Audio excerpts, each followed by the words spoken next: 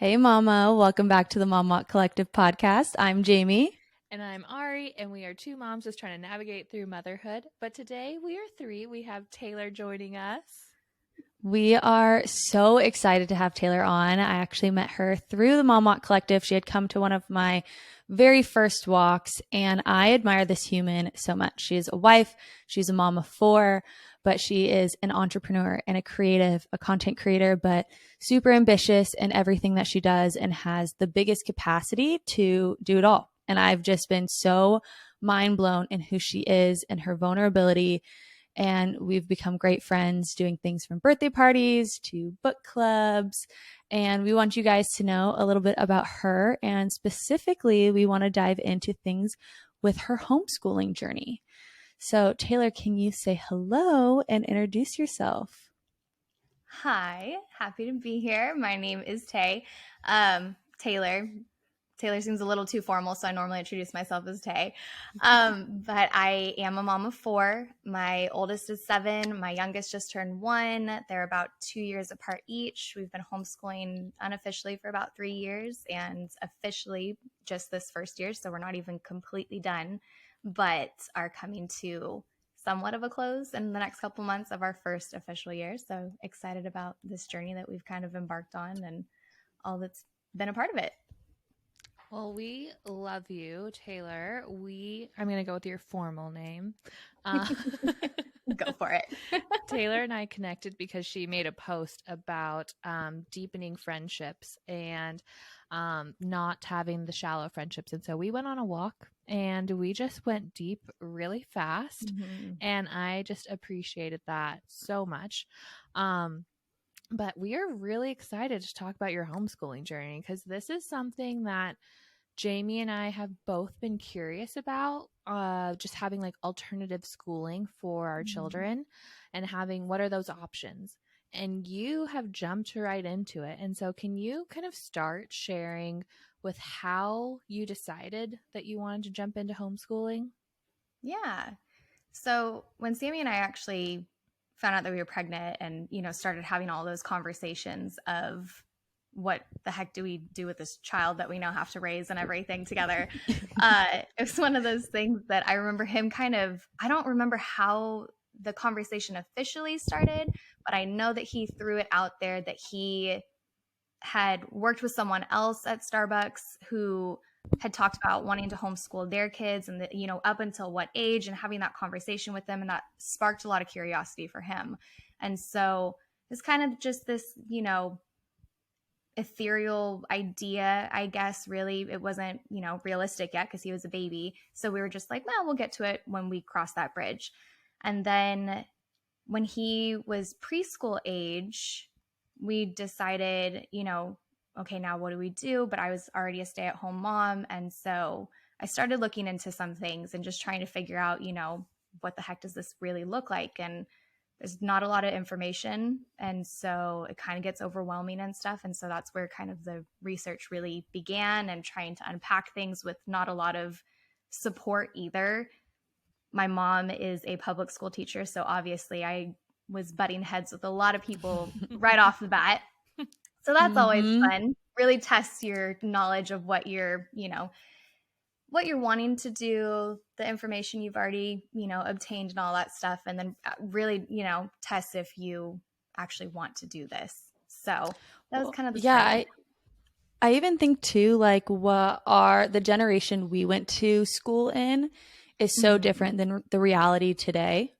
You Mm-hmm. know, like just with social media alone, like we just as kids had so much less exposure.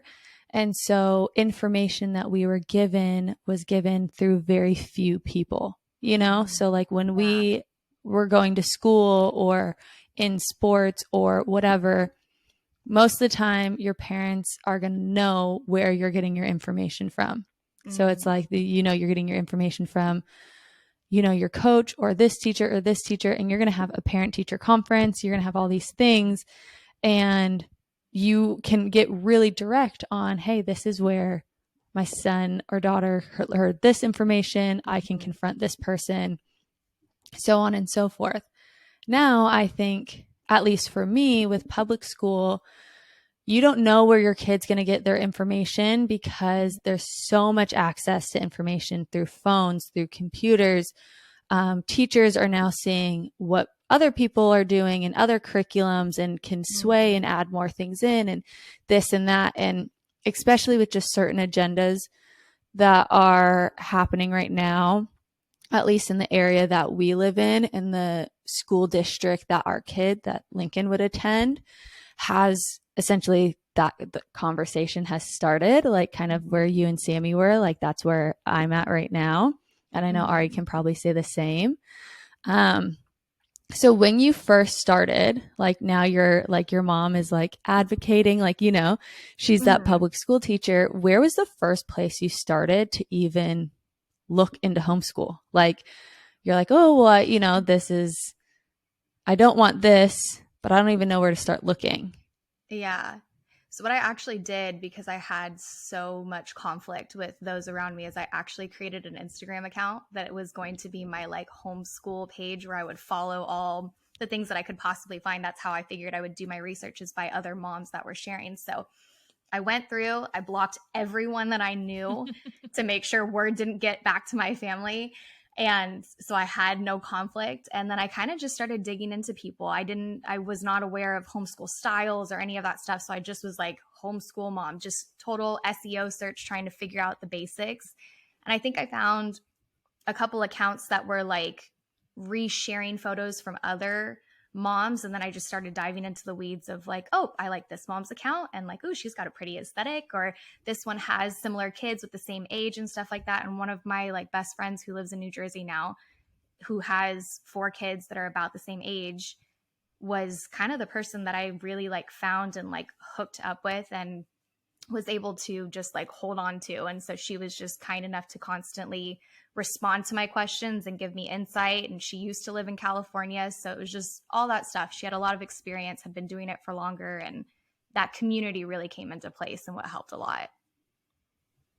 That is incredible. That is the power of social media. I know that there's like a ton that we can say, you know, is a distraction with social media, but the fact that you could connect with a mom in New Jersey and create that community for yourself to then have the courage to get started is phenomenal.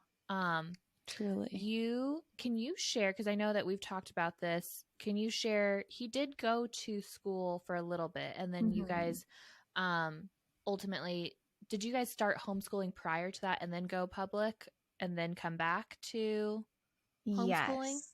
Can you talk about that timeline? Yeah.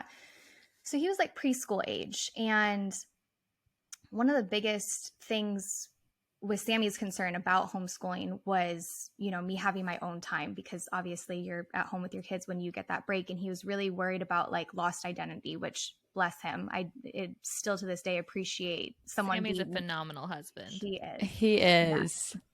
Shout out Sammy. He so he had made those points, and he's downstairs with the puppy right now, enjoying life and watching all of his inappropriate TV shows that you can't when you've got 4 kids. So he's living a good life right now.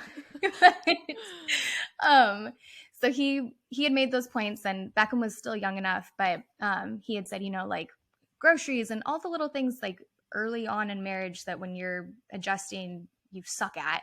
And so we had eventually talked to my aunt who ran a daycare to, I think he was there like twice a week, just something super little, but for me to be able to get, you know, like 2 to 3 hours of just my own time and everything. My mom caught wind of that, was not happy about it. Family issues and stuff. And so she pulled some strings. She had substituted at this private school that my siblings had gone to and got an in. And so everything short of signing him up and paying the tuition, she basically was like, got me as close as she possibly could and was like, here you go. I didn't like conflict. And so I was like, okay, threw him in there. It was a phenomenal school. I have nothing against it. Amazing people. It was like 2 grandmas that retired and like just had a love for kids and, you know, wanted to go back. So like the whole setting was awesome. He went, the pandemic hit. So it was kind of nice because at that point I was pregnant again, And so we were freaking out, kind of like, everyone's in this panic state of like, no one knows what's going on. So if the point of him going was more for socialization at that point and no kids were there, we were like, why finish off the year? So we pulled him, kept him home. And that was kind of when I really decided, like, okay, we don't know how long this is going to last for now. I'd like to try this homeschooling thing. And so I wasn't entirely sure what I was doing at that point, but was like, found enough resources and stuff that I could buy. It's pre-K. If I screw them up too bad, we can always send them back to kinder and they'll make up for it. And so that was kind of Sammy's like, okay, I guess. And so I did it for that year. And then because we still couldn't find community and that socialization aspect of it, because no one still wanted to leave the house and meet up, we were realizing he was getting a little bit more like sheltered. And so Sammy came to me and was like, I don't think this is working. And so we put him back in kinder. And then it ended up doing like a full 180. He was doing awesome academically. He, like, everyone loved him. The teacher loved him, but something was dying inside of him. And we couldn't put our finger on it. But by the time that we got to the second half of the school year, I was massively pregnant with Judah. And I had to throw him over my shoulder and carry him sobbing and screaming and going like boneless, because he just wanted to be home with us because he had that experience. And it broke my heart. And I had to call Sammy a couple times. And eventually after I had Judah, he had to deal with taking him to school. And by the end of the school year, Sammy was like, this isn't working. Like, I think we, if we find a socialization piece to fit into this, then I'm good. I'm square. We can move forward with this. And so I was like, yes, let's do it. So, yeah. Wow. So it's really interesting that you talk about the socialization point, because I think so many things when I've brought up homeschool to my family, instantly, and if you're homeschooled listening to this and you haven't heard anything like this, I apologize. It's not to be offensive, but my dad is like, no, they're going to be like weird and isolated and they're not going to have social skills and, all of that. Like, that was the stereotype of homeschool back in the day. Now, especially, and maybe if you're listening in a different state or even in a different county, I would say close. A lot of kids in Orange County are homeschooled. So it's really normal in the culture out here. But with you noticing it in your son, what has been your solution to be like, all right, you got it. Like, this is how you have friends. This is how you ask to play with friends. This is how, what have you guys done to incorporate that to make sure that they do have the correct socialization and good groups and kids his age? What has that been like? Especially because when he's the oldest, he's at home. He's big man. He's like boss of the house, What have you guys found to really help in that?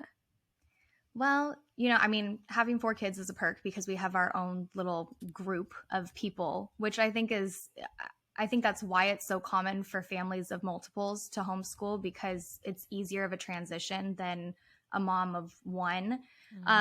Definitely doesn't exclude them. It's not something that, you can't do it, but I definitely, with the socialization piece, it resolves a lot of those issues right off the bat.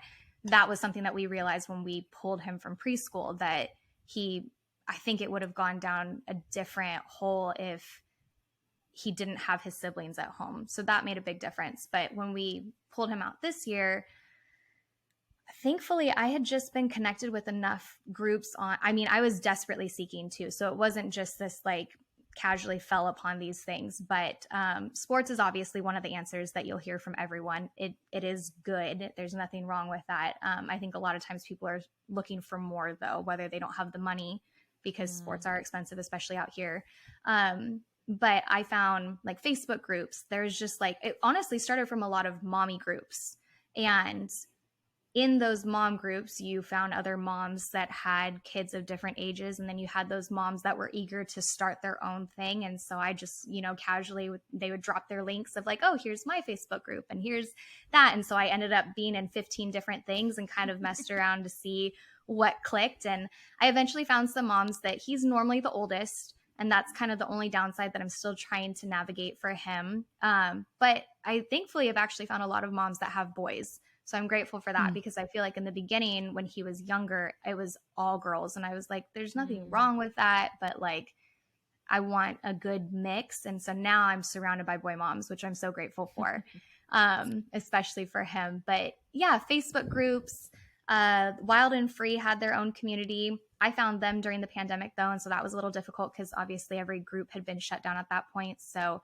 now I think they're kind of coming back together and meeting more. But little things like that, I know Facebook's kind of a dying thing, so that's the only thing that's an issue. But the one thing that I do stay on Facebook for is the groups, and that's been super helpful. So, I yeah. have to share that, the socialization of being homeschooled is always a concern. I think it's a concern for many, but your kids are some of the most well-mannered, well-behaved, sweetest children I have ever met.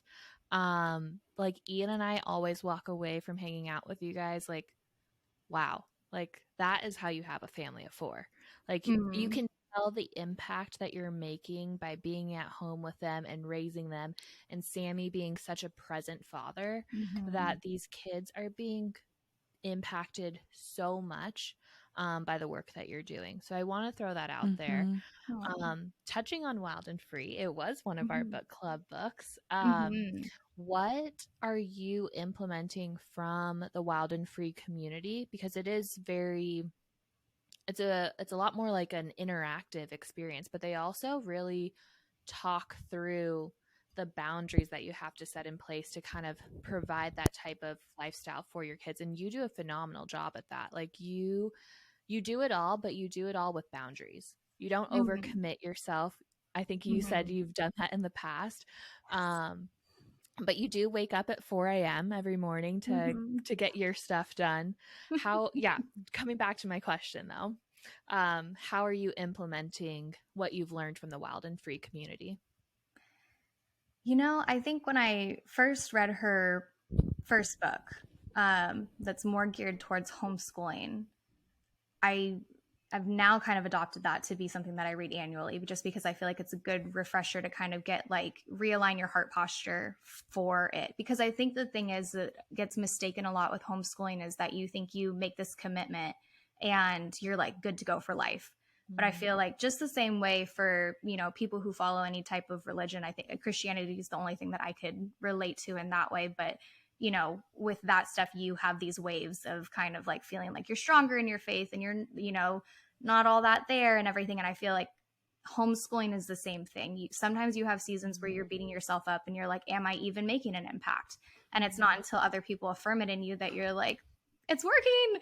But it's hard because sometimes you don't see it in yourself, and it's very difficult. Even, with Sammy, sometimes both of us are like frustrated and like, is this doing anything? And so one of the biggest things I think, especially from that book, has just been able to slowly be able to tune out all the criticism that you hear, because they're typical things that now I've heard enough answers and statistics to know like it is what you make it, but then also to have grace for the places that I fall short. Because I have a lot of people that will be like, how do you do it all? And trying to figure out how to aesthetically through videos that make them stick around long enough to actually watch it, for me to basically just say I don't do it all. Like people comment on the homeschool space, but the thing is that like I have a pile of laundry over here in the corner that you can't see because I've been avoiding that, because I realize that when I'm not taking care of the kids and paying attention to them and everything, that they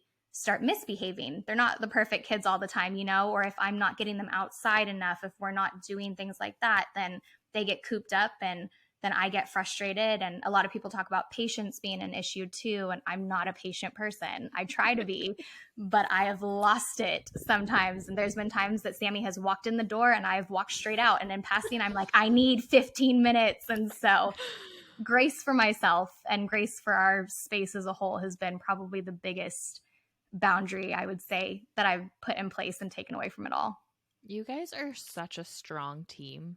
Like they are. I know that came with, working through trials beforehand, and maybe that's a story that we can have you on to share another day. But I love that. I love that you're just real about like, I need 15 minutes. I gotta go. So yeah. I'm curious because I don't think we've ever talked about this. what's the like time frame that you see for homeschooling? Is it like a mental thing that you're like, I'm taking one day at a time? Is it something that you're like, I'm committed to do this all the way through them finishing high school? What's your mindset around that? Well, we're kind of taking it one day at a time. Once we get to like junior high and high school, that's kind of where Sammy and I have agreed to discuss it once we get closer, because we're still learning a lot about it and there's still a lot of unknown like as they get older, because I know my capacity of being able to teach them ends at a certain grade level as well. And so we're, as much as I would love to carry it through, because I have friends who were homeschooled all the way up into high school and they wish that they actually stayed in their community after high school because they just got destroyed when they went to public school. I have those in the back of my head. I have the opposite of the kids that were like, I was with a bunch of weird people, you know, like, so I have all these different stories that we've tried to toss around and figure out what do we want to do. But honestly, I think we've just been honest with each other to know that we don't know yet. And we haven't collected enough data and enough to really make us feel solidified in one decision versus the other. So we're kind of just writing it out each year and kind of seeing where we go. So I think that's a great way of going about it. It's like, I mean, either way is good. If you're committed and you're like, I'm going to figure it out, awesome.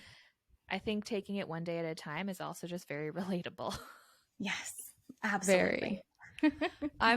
I'm curious. I have like so many questions, mainly because I want to know all this, mainly because I don't want to do the research myself. So I have like three categories in my head I want to hit at some point in this conversation. Okay. One is, how do you homeschool with kids different ages? So I'll give you the three. You answer whichever one you think is most exciting. Okay. One, how do you homeschool with ages from 7 to 1? You know, like that different variety. That's always, I'm super curious. The second is co-op. Are you guys a part of a co-op? Do you go to a co-op? Have you thought about co-op, just like the co-op concept in general? And then the third is like, what is your day-to-day routine? So that is like also so fascinating to me. Yeah, some moms I watch, her kids hate the morning, so they don't homeschool in the morning. And so like want to hear what you guys do as well. So, you know, pick your flavor, whatever one sounded most exciting, but I want to know about all three at one point. Yes, I can rattle them off for you. Easiest one to answer co-op wise is actually Ari had sent me an Instagram account that I started looking into, because one thing that I love about homeschooling is that it's not something that you have to copy and paste what someone else is doing. You can make it your own entirely different thing. And I appreciate that, because I've had people comment on my stuff and be like, it doesn't need to be so similar to public school. And it's like, yes, but I have childhood trauma that makes me have to be like neurotic about things and scheduled and stuff. So like, this is how I successfully do things in my family. I get that it doesn't fit with you. What a blessing that we get to do it differently. And so I'm grateful for that.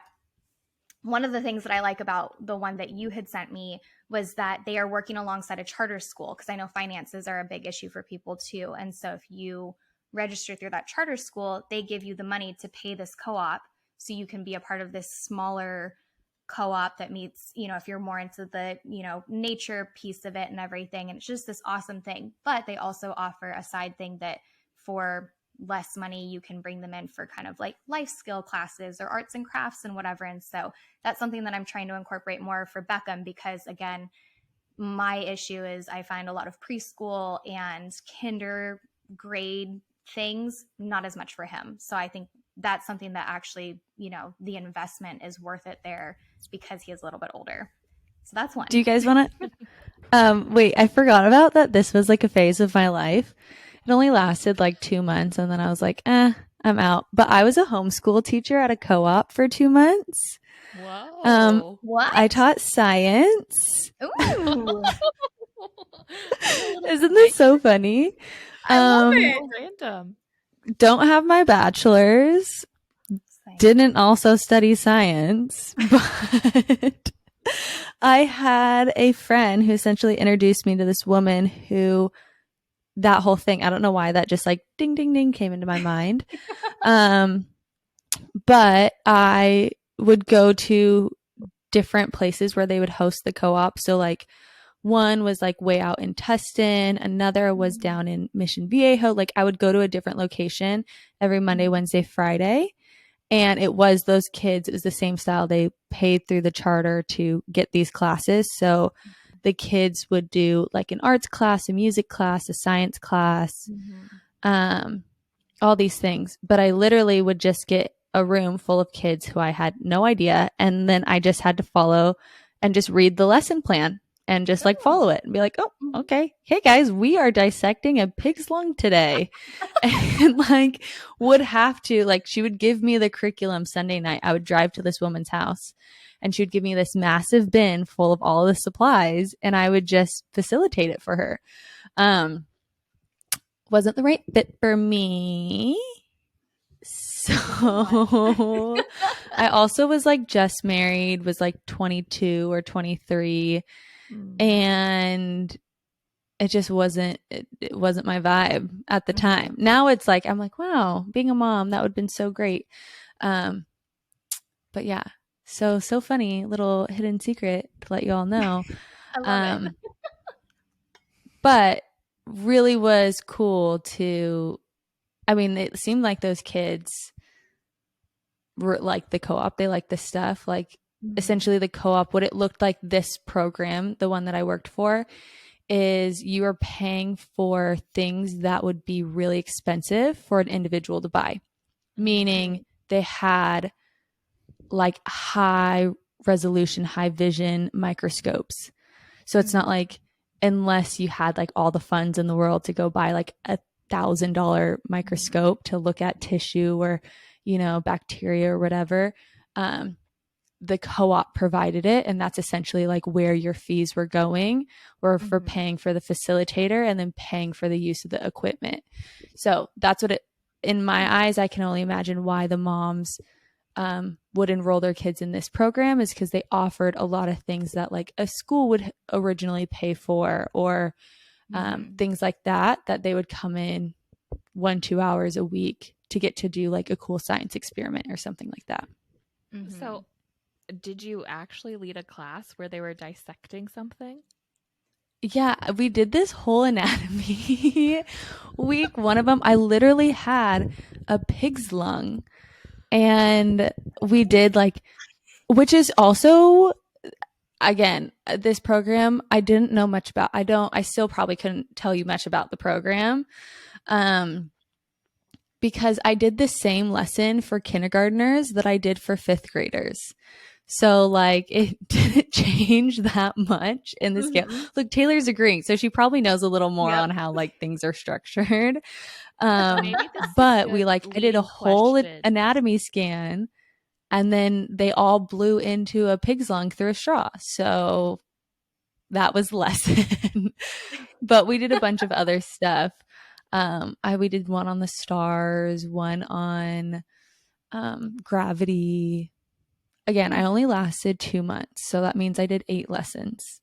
So I didn't last very long. Hey, but Taylor, explain. Give it a shot. You're nodding your head, meaning like, is that pretty normal to have? Or I guess that can go into the question that I had: how do you teach, you know, older kids and younger kids at the same time?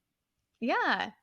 Again, kind of going back to the way that, you know, you get to structure things differently based off of your style, whether it's you're taking in your trauma and how you can handle your kids at certain points in the time in the day or anything like that. Like it's entirely up to you.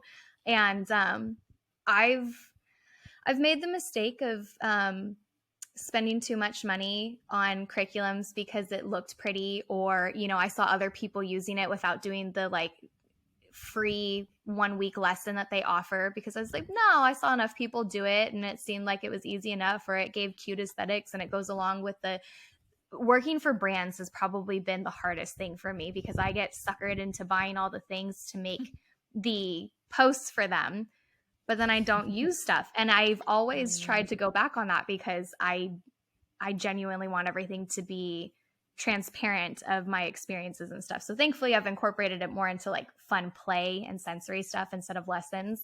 But I've experienced a lot curriculum wise. It's all over the place. It can be as laid back as you want, as, you know, structured as you want. And at least for the good and the beautiful that we use right now, it's they have curriculum. Language arts and math is specific to levels that they would be in, or grade levels, however you want. They don't say like you're in first grade. They just say level 1, level K. And so you will go through that, take an assessment, figure out what level they're at. But science and history is kind of more of like a community type studies and units and stuff that they dive into. So they'll have workbooks, I think, for like grades 3 through 5 that goes a little bit more specific things with the unit that you would incorporate. And then they have like, I think like a 7 through 8 grade that goes a little bit deeper into more detail. But yes, when they're sitting down and if we do any of the science units from them, it'll be something that you can teach them together. And then if I wanted to, Beckham could dive a little bit more into the deeper questions that's, you know, a little bit more challenging for him to make sure he comprehends stuff that's more age appropriate. So that's one thing. It does work that way. In regards to structuring our days and everything, full transparency, as much as I would love to say that it is very routine, this is kind of the fluctuation of me finding my place with it all as well, because it is difficult. One of the things that I appreciate and love so much about Sammy was that he was able to spot this from the get-go of just knowing, he's like, you are entrepreneurial. You are, you know, as much as he just dissected this with me the other day, telling me that I'm not actually introverted, that I'm actually super extroverted, but somewhat disguised as an introvert. I don't know. But he's like, you need to be around people. It's a necessity. Ambivert? I consider myself an ambivert.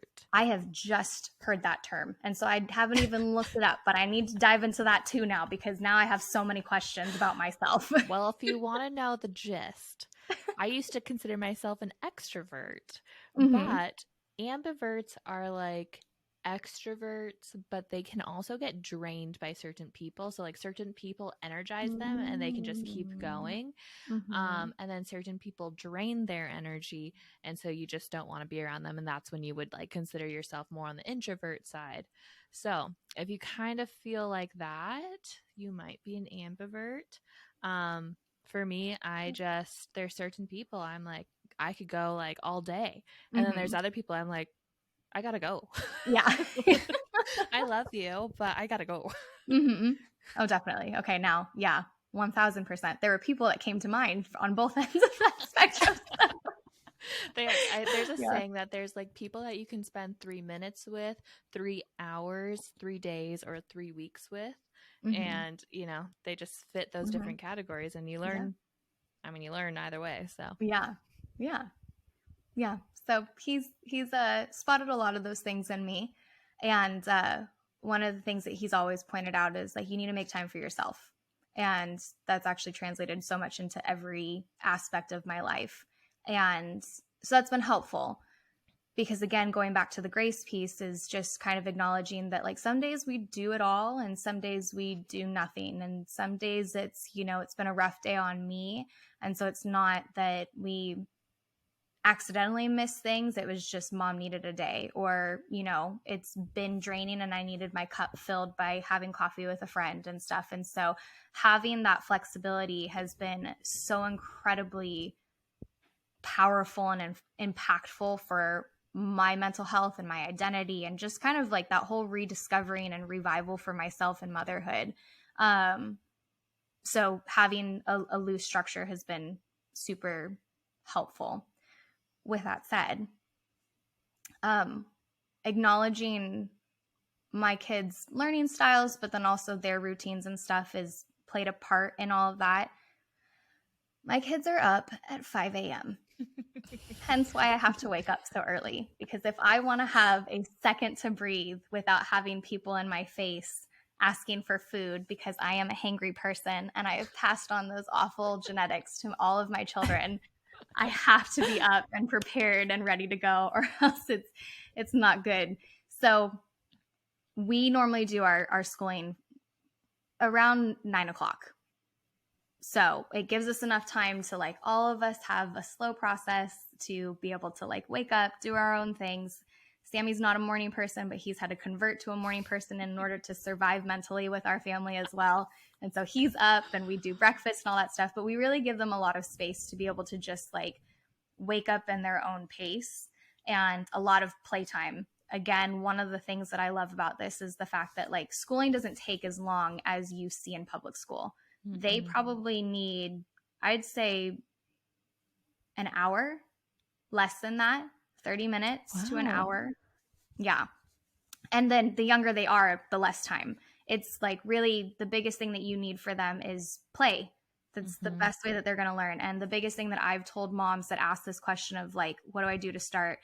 My answer is always this: you need to foster a love for learning, because if you don't show them how enjoyable how much they can enjoy learning and how much joy they can get from being curious and inquisitive and stuff like that, then that's what's going to take you through those years into like, we want critical thinkers. We want kids that can think for themselves and make decisions for themselves and be able to stand up to people and question and say, where did you hear that? Not in a rude way. I want kind kids, but I also want them to be able to defend their points and say like, I read this, these are my facts, this is my sources, and be able to respectfully ask people for the same when they disagree.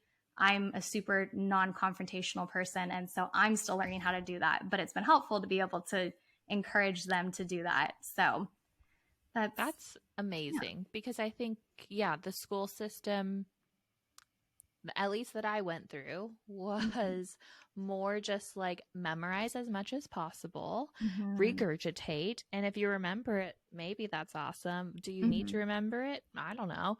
I went to school, I was laughing because Jamie's like, I didn't go to school for science, and I'm like, I went to school for molecular cell and developmental biology. So you're the one person that used the mitochondria is the yeah I learned that, and then you kind of forget it. Like if you don't use it, you like forget it, or that's how my brain works, at least.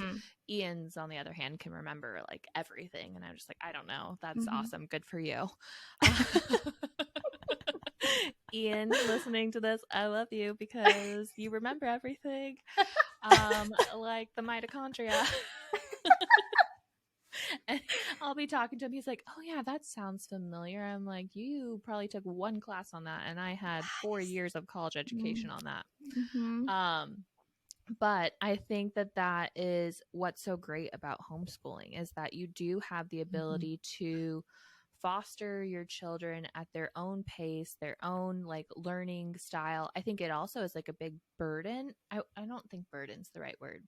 It's a big undertaking for the person teaching them, because if you're teaching 4 different kids and they may have 4 different learning styles, that's something you take on. But I do think as a mother, if you have the capacity to take that on, you have the heart that like is going to really individualize everything for your child.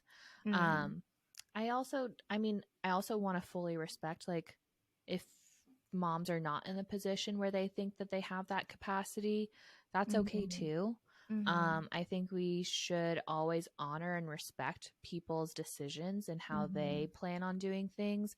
But I think that this, talking to you is just giving moms the ability to like empower them to question what route is best for them, and not feel like everything would have to be perfect, or everything they have to commit to a certain time frame of homeschooling. They can just take it day by day like you. What would you wish that maybe somebody shared with you early on in your homeschooling journey?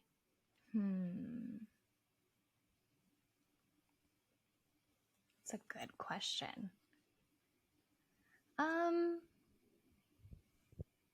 For me, I think that one thing that I would have appreciated earlier on is that our kids progress at different rates. And so having this expectation, especially coming from, you know, a mother who was in the public school system. I remember when Beckham turned 2, he wasn't talking. And my family was awful to me about it. They were treating me as if it was my fault.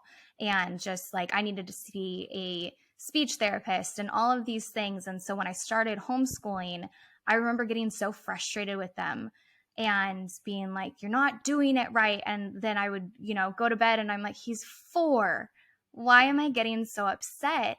Because he's not reaching the standards that my mom has and is expecting. When my mom has outrightly told me that, like, the way she gets kids to do things is by being awful to them the first 2 months of the school year to make sure that they're terrified of her so they respect her. And I'm just like, this whole thing, like, why would I follow those standards when I see the way that the system is created? And to be honest, like you had said, respecting everyone's decisions. These people are overworked and underpaid and even more so underappreciated. So I understand, like, when you don't have your own people on your side because you have to side with the parents and you have to side with the kids, I get why there's a lot of misunderstanding and mistreatment coming, you know, in and out of that system. But in regards to just expectations and standards of, you know, standardizing everything, I wish that I would have been told earlier on that, yeah, our kids are going to progress at different rates. And that doesn't mean that there's anything wrong with them. They don't need to be checked out, you know, for certain things. They're just themselves and we all progress at different rates. This is so one of the things that I'm really prepared for with Lincoln is in how his energy and all that type of stuff is. He's very similar to his dad. And his dad, from the age of 5 years old, was told that he had ADD and ADHD. Also, Charlie, if I'm quoting this wrong and you only had one of them, I'm so sorry. And they put him on Adderall from the ages of 5 all the way till he was 15 years old, and he moved to his dad's house, and his dad made him stop cold turkey. And I remember him telling me stories that when he was little, the school would call his family and be like, Charlie is so talkative today. He is not sitting still. He's not like wanting to do his work. All he wants to do is talk. Did he take his medication today? And his mom would have to like go through and count his pill bottle and like make sure that like the pill count was right and that he took his pill and whatever it was. And he talks so much about how he just felt so funky on it. He felt like his personality was taken from him. I mean, like, Adderall is a crazy drug to essentially put a 5-year-old on and then take it for 10 years of all your most developmental ages. And he tells like crazy stories of like how there was one summer where he got old enough to understand, like, because Adderall takes your appetite, like it's an appetite suppressant. And he just like would want to eat what his friends and stuff were eating and everything. And so he realized if he didn't take his Adderall, he was hungrier. So his mom would come in, since like he wasn't like taking it, his mom would come in before he was awake, hand it to him, make him take it. And then she would come back like 30 minutes later to wake him up for school. And so he realized that if he fake took it, so he would put it in his mouth and put it under his tongue, and then his mom would leave and he would take it out and throw it under his bed.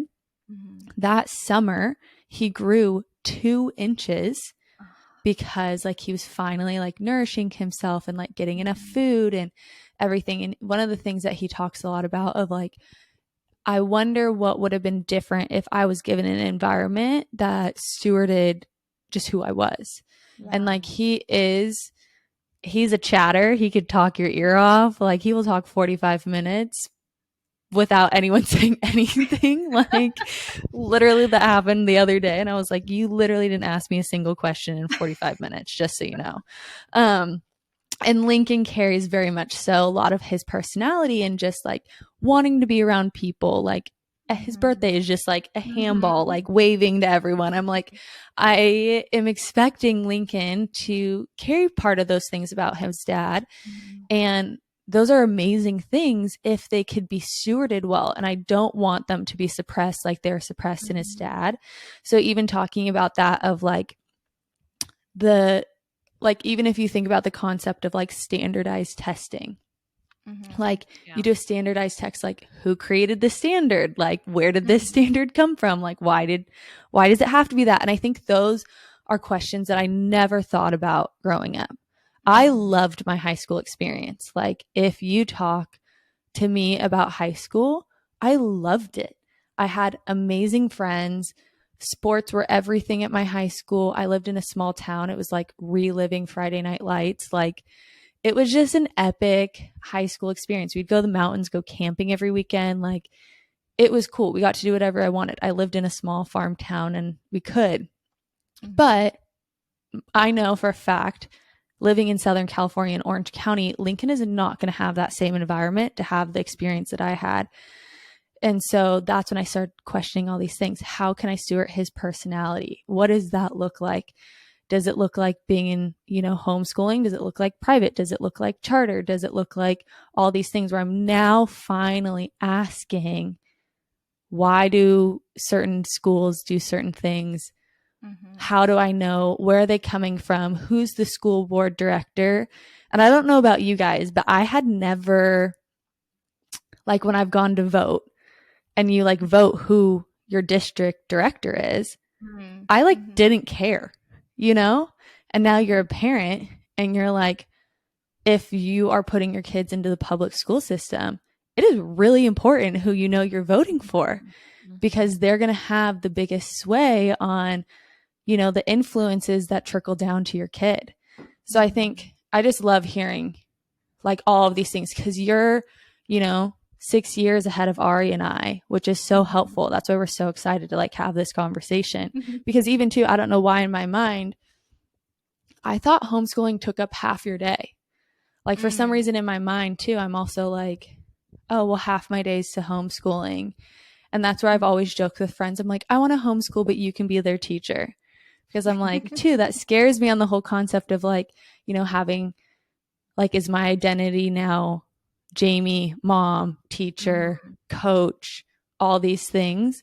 So it's really great. Like, I just love this conversation because I know there's so many moms that are going to benefit this who are coming into this stage or maybe have a kid in the school system and aren't having the great experience that they're expecting and just want to be able to open the conversation. So I guess to like kind of close this, could you share some resources that would be a great first step for a mom to just start looking into? Yeah. I think one thing that is a bias for me is absolutely reading The Call of the Wild and Free because I feel like she addresses some of the myths, socialization being weird and awkward and all of that stuff. And so I think like I've recommended this to a few people that are even saying like my husband's not on board. Where do I begin? I feel like when you have a third person that's kind of giving you that insight, especially coming from a mom, I think is she 4, 5? I always forget. Mom of multiples. She's like 5 or 6. Yeah, she's got a lot. Yeah. So when you have someone who has that experience, they're grown and she's done this and now she's running a full-blown community, it's different. It doesn't feel as, opposed and, pressed against one another when you're trying to discuss this, especially with your partner to figure out if this is a good fit for your children. So I think that that's a good starting point is just to either read it yourself or read it together if you're trying to make this decision together. I think that that's a good place to start. And then I would say looking into paying attention to like your kids' personality, I'd say before even learning style, because I think you touched on a good point. There's so many factors that go into, how kids are misdiagnosed and all of that stuff. And so really just paying attention, like really get to know your kids and stuff, because you may even realize a lot of people will say this isn't a good fit for us because they're too active and everything. And you'll realize very quickly that a lot of people recommend unschooling as a little bit of a phase. And it's basically the way I understand it, it's you're taking a break. you want them to break out of that cycle and that routine that they've been in. And a lot of times it's great to do it over summer break because you're already naturally doing that. But even the concept of them getting outside and being outdoors, I heard this quote not too long ago of this guy saying that the kids who were labeled troublemakers and problems in the classroom, when you took those kids out of the class and put them in nature, they became the leaders. And so when it's directed in a different position and way, it changes when you give them that freedom to be able to use their big personalities and charisma in the right settings. It turns into something different, and they're not now, deemed the problem, but the one leading the pack. And so paying attention to their personality, paying attention to their learning style, and then probably similar things of just testing the waters, be open to understanding what's out there. There is a lot and it can be overwhelming, but I think that, the more you look into things, the different homeschooling styles, and just get familiar with it, don't feel the pressure to put yourself in a specific bubble if that's not what feels good for you. I don't fit into any specific style because I take a little bit from each homeschooling style because I like different aspects of it and kind of incorporate it into our day to day. And so I think just being able to hear that from someone, that you don't have to fit the mold of something and it's okay to try things out and give yourself the space to fail multiple times and know that that's not a reflection of you. It's just the system that you chose to take with that method or, style or whatever that you chose was just not what fits best for you. And you get up and you try again.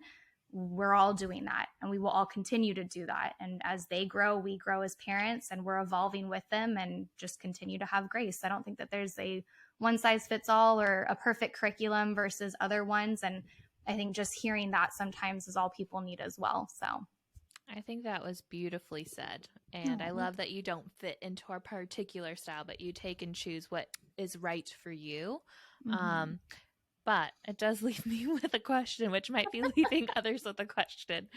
Can you name the different styles that you've encountered and just like a brief description of them? You don't have to name all of them, but just things that come to mind, just because now I'm like, there's styles of homeschooling? I thought it was just create all your own.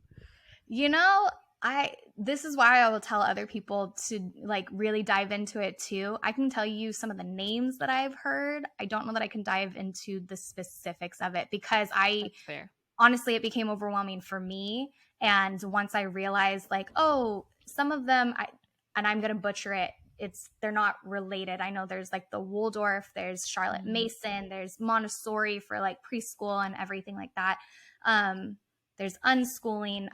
I'm hearing new terms now as I'm finding more people online of people that do more like travel schooling, but there's a specific style for that. And I mean, some of it you can understand just based off of the name. And, but I know some of them really want to focus more on like the arts. And so a lot of their schooling will be focused on incorporating poetry and music into it.